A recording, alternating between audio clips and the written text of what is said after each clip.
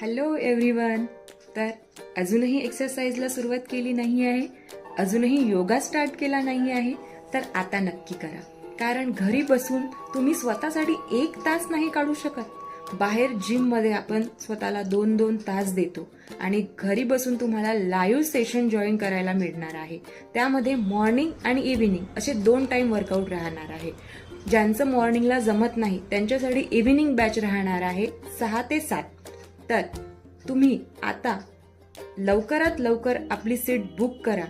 कारण की योगा एक्सरसाइज केल्याने काय होतं हे तुम्हाला एक्सरसाइज केल्याने आपल्यामध्ये खूप चेंजेस होतात. आपला स्ट्रेस लेवल कमी होतो, आपल्याला छान फील होतं आणि खूपसे असे चेंजेस होतात जेव्हा तुम्ही स्वतःला मी 2 टाइम एक्सरसाइज घेते.